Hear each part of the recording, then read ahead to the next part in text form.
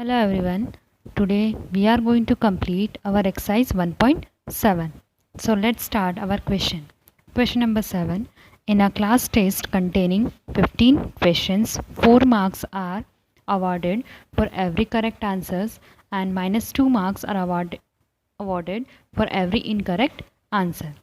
Means if in a class test for every correct answer you will get 4 marks and for every incorrect answer minus 2 marks will be reduced. So first one, Gurupreet attempts all questions.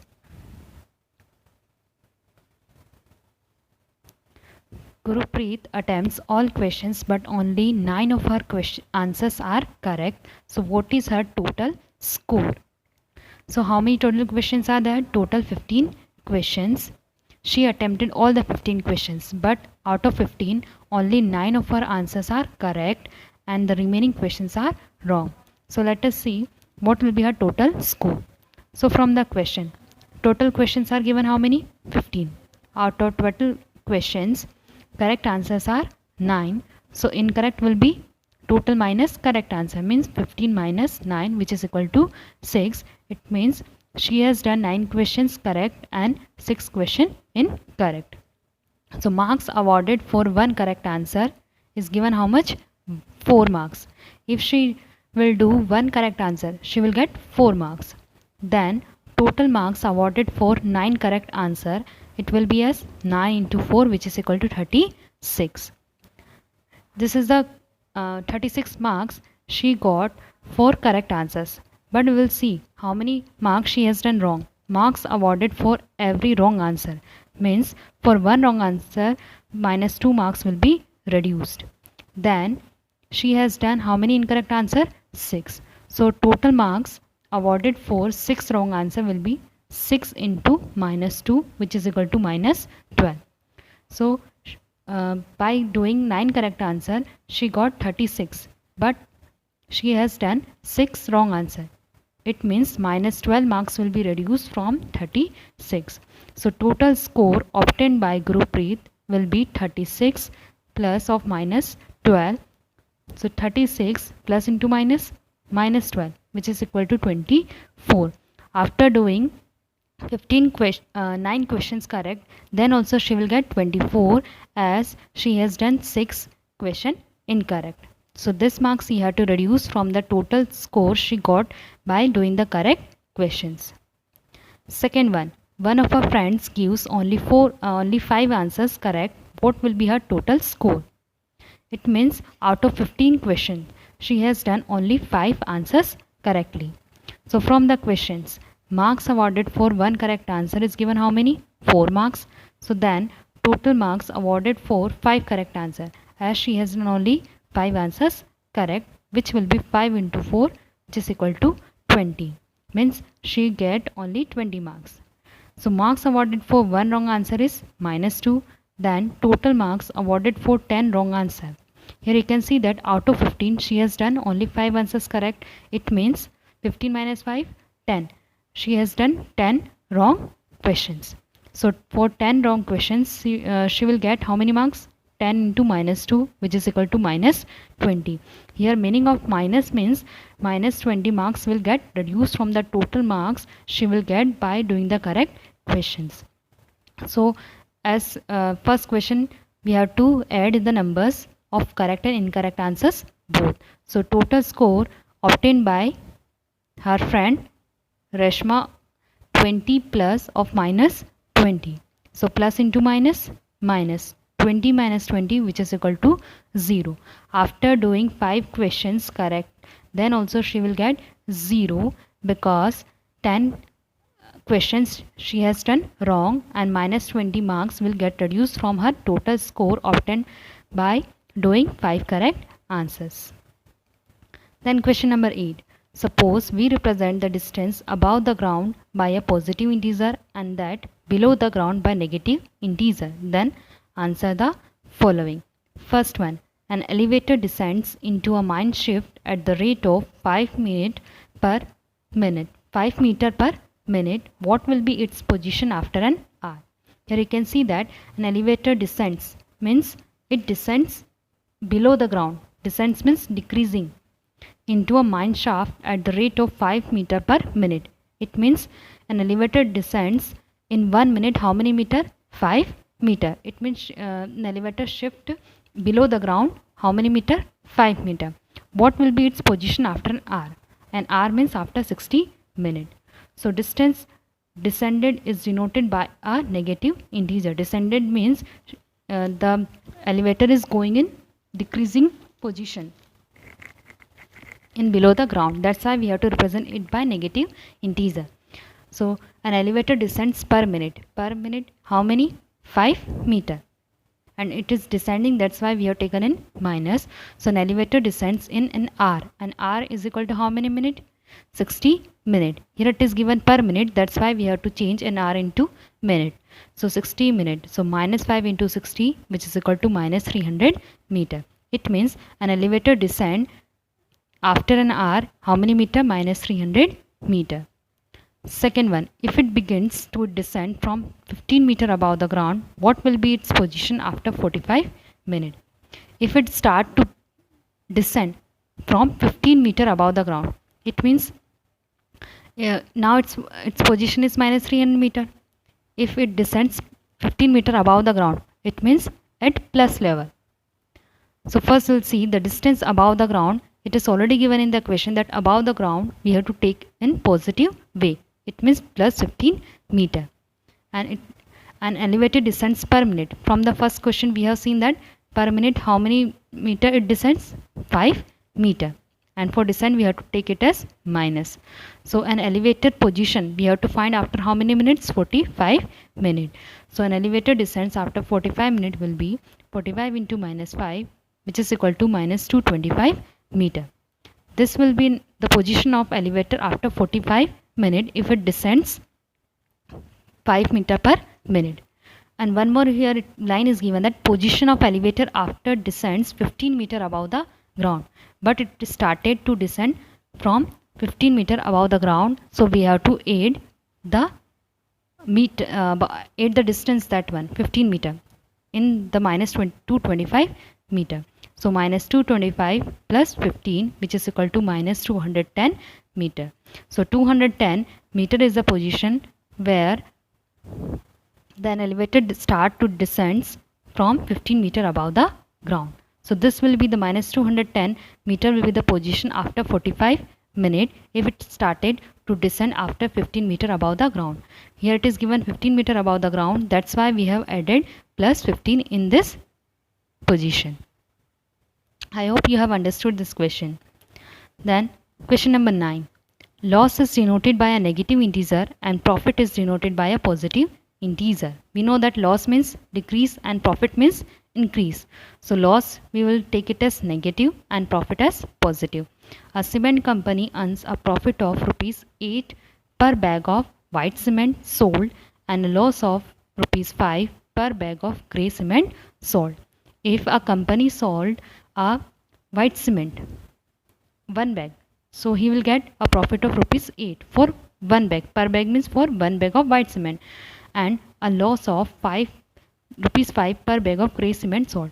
And if he sold a grey cement bag, so he will get a loss of rupees how many? 5 per bag means for 1 bag he will get a loss of rupees 5. So first they ask that the company sells 3000 bags of white cement and 5000 bags of grey cement in a month. What is its profit or loss?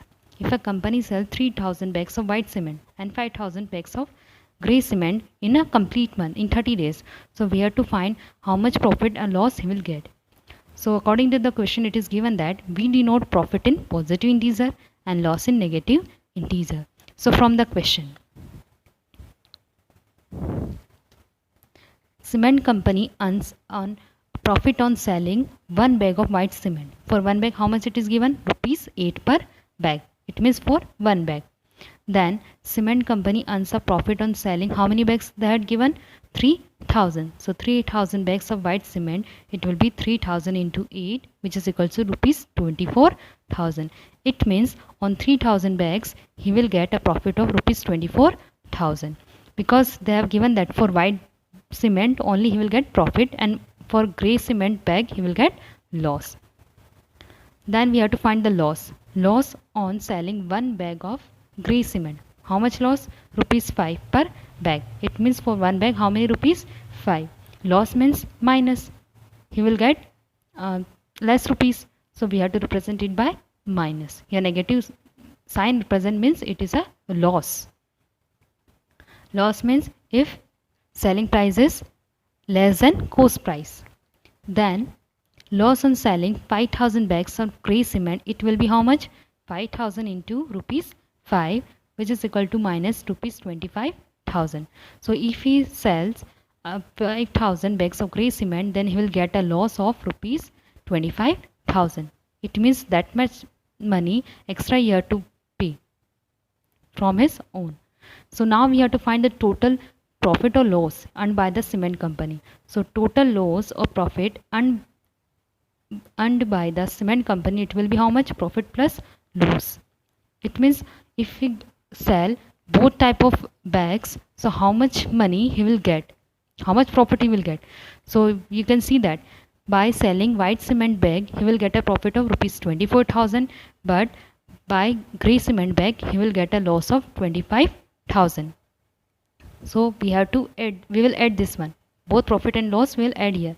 So 24,000 plus of minus 25,000, so plus into minus minus, so 24,000 minus 25,000, it will be as rupees 1,000.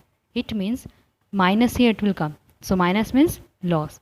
Thus a loss of rupees 1,000 will be incurred by the company. It means after selling this white and grey bag of cement, he'll get a loss of how many rupees? Rupees 1,000. Second one, what is the number of white cement bags it must sell to have neither profit nor loss if the number of grey bags sold in the quarter is 6,400 bags? Here we have to find the number of white cement bags such that he will not get profit and not loss. It means here profit and loss both are equal, or we can say that there is no any profit or loss. So we have to find the number of white cement bags, how much he have to solve to get neither profit nor loss. So we denote profit in positive integer and loss in negative integer. So from the question, what it is given?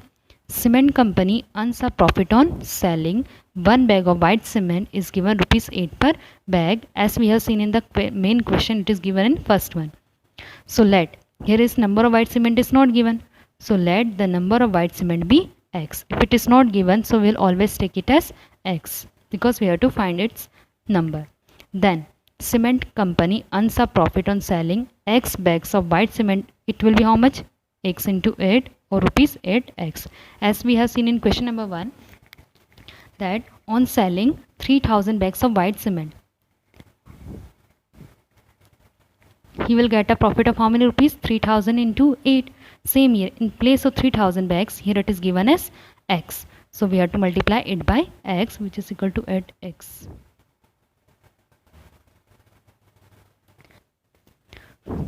So for cement company earns a profit on selling x bags of white cement will be x into rupees 8, which is equal to 8x. Now we have to find loss on selling one bag of grey cement, which is equal to minus 5 per bag.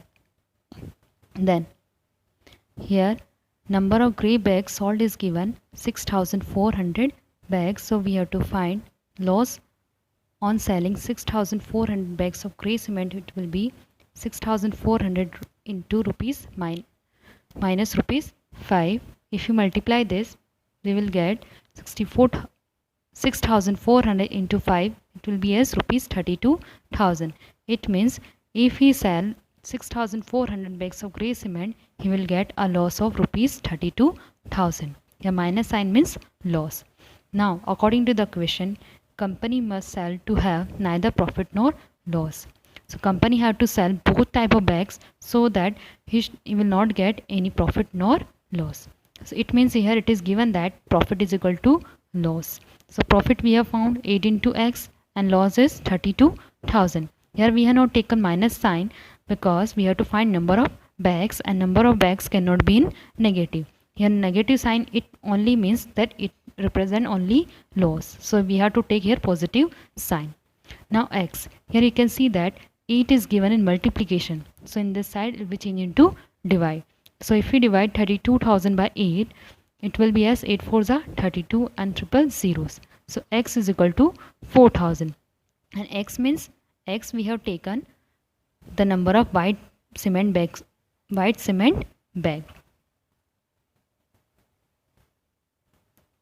So hence the 4,000 bags of white cement have neither profit nor loss. So if he sold 4,000 bags of white cement, so he will not get any profit nor loss.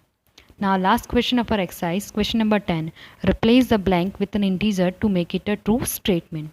Here first one is given -5 into dash which is equal to 30. Now we have to find a number by which we multiply by -5 to get plus 30. So let us assume the missing integer be x. So let me see that the missing integer which is not given be x. Then -5 into x is equal to 30. So x, we have to find the value of x. We know that -5 is given here in multiplication. So in right hand side we change into divide. So -30 divided by 5 which is equal to -6. So -6 is the missing number. If we multiply by -5 we will get plus 30 as minus into minus plus. So 5 6 are 30. In this type of question you have to take the missing number will be as x. X can be the missing integer. So 8 into dash which is equal to -72. Again we will take it as x. Then 8 into x is equal to -72. Again you can see that it is given in multiplication. So in this side we change into divide. So here only one sign will become, one minus sign. So 8 9s are 72. So x is equal to -9. Here by mistake there are two minus sign will written, but here only one sign will come. So 8 9s are 72 and minus sign will be as it is. So -9 is the missing number that we multiply by 8 to get -72. Then here dash into -10 which is equal to -60. So let us assume the missing integer be x. So x into -10 which is equal to -60, and -10 here it will come in divide. So minus into minus cancel. Here we have to cancel the minus sign with each other, and 10 6 are 60. So 6. Here it will come plus 6. Plus 6. So 10 into 6 which is equal to -60. Then fourth one. It is not necessary that you have to take that missing integer be x. If you know to solve directly, you can solve it directly also. But here we are doing step by step. So let us assume the missing integer be x. So x into -13 which is equal to 117. Again you can see that -13 is given in multiplication. So in this side we change into divide. So 117 divided by 13, and we know that 13 9s are 117, and here one negative sign is given, so answer will be in negative. So x is equal to -9. Now I'll substitute the value of x in the place of blank. So -9 into -13 which is equal to 117. So -9 is a number to which we multiply by -13, we will get the answer as -117. So question number 5th and 6th is your homework. You have to solve step by step as we have done this 4 questions. Then in last we'll see one topic, division of integers, as we already studied about addition, subtraction, multiplication of integer. So last topic of our chapter is division of integer, which are the following rules. So when a positive integer is divided by a positive integer, the quotient obtained is a positive integer. Let us see by one example. Positive integer means +6 and second one is +3. If we divide two positive integers by each other, then answer will also be a positive integer. So here you can see that if we divide +6 by +3, the answer is +2, which is also a positive integer. Second one, when a negative integer is divided by a negative integer, the quotient obtained is a positive integer. For example, -6 and -3 both are negative integer. If we divide this both, you can see that 3 2s are 6, and we can cancel the minus sign with minus. Numerator sign is cancelled by denominator sign. So you can see that if we divide a negative integer by a negative integer, the answer is also a positive integer. or in general form we can write that for any integers a and b are any two integers which can be any integer positive. So minus a divided by minus b, which is equal to a divided by b, where b is not equal to 0. Here it means that b value cannot be equal to 0. Other than 0, it can be any integer, plus or minus. So when a positive integer is divided by a negative integer, or a negative integer is divided by a positive integer, the quotient obtained is a negative integer. Let us understand by this line by one example. When a negative integer is divided by positive integer, here you can see that minus 6 are negative and plus 3 is a positive integer. Both are of different sign, so answer will be in negative only. Second example, if we divide positive integer by negative integer, so 3 2s are 6, but sign will be of minus. So if we divide any two integers with opposite sign, the answer will always in negative. And if we divide any two integers with same sign, it means both are negative and both are positive, so answer will always be positive sign. Thus for any integer in general form a and b, a divided by minus b or minus a divided by b, where b is not equal to 0. Then last, properties of division of integers. As we had studied about properties of multiplication, addition and subtraction, so there is also a property of division of integer. So property 1, division of any integer by 0 is not defined. It means a divided by 0, where a is an integer and a by 0 is not defined, a is any integer. Here it means a divided by 0, it is not defined, there is no any value of any integer if we divide by 0. Property second, 0 divided by a, 0 upon a, which is equal to 0. But we can find the value of any integer if we divide any integer. If we divide 0 by any integer a, it means 0 by 1, 0 by 2, 0 by 10, or 0 by minus 1, 0 by minus 2. Here value of a can be any integer where a is not equal to 0 and a is an integer. Here it means a by 0 is not defined, but the value of 0 divided by a is equal to 0, where a can be any positive or negative integer. Then property 3, if a and b are any two integers, then a divided by b is not necessarily an integer, b, where b is not equal to 0. Let us see by one example. For example, 34 divided by 2. If we divide 34 by 2, we'll get 17, and we know that 70 is an integer. But 34 divided by b is not an integer. If you divide 34 by 5, how much you will get? 5 6 are 30, then 4 is left, it will come in decimal, and we know that decimal numbers are not integer. So here it is given that if a and b are any two integer, then it is not necessary that if we divide a divided by b is also an integer. You can see that 34 by 2, 34 and 5 minus number all are integers. But if we divide, it is not necessary that we will get the answer also an integer. It is not true in every case. Then property 4, a divided by b is not equal to b divided by a. As you have seen in addition, a plus b is equal to b plus a. Then in multiplication, a into b is equal to b into a, which is known as commutative property. But division doesn't follow commutative property. A divided by b is not equal to b divided by a. We can understand by this one example. Here you can write 4. For example, a is equal to 4 and b is equal to 2. So first we will take a divided by b, means 4 upon 2. 4 upon 2. So 2 2s are 4. We will get the answer as 2. But if we take b divided by a, it means b we have taken as 2 and a as 4. So if we divide this, we'll get 1 by 2. And we know that 1 by 2 is not equal to 2. It means commutative law is not followed by division. You can take any example where a comma a and b both are not equal to 0 and a is also not equal to b. It means we cannot take 4 by 4, 2 by 2. Both numbers should be different. The last property, for any integer a divided by 1 is equal to a. If we divide any integer by 1, we will get the answer as an integer only. For example, minus 8 divided by 1, which is equal to minus 8, and 8 divided by 1, which is equal to 8. So these are the 5 properties of division of integer, which is very useful in solving our next exercise. So on the next day of our class, we'll start our exercise 1.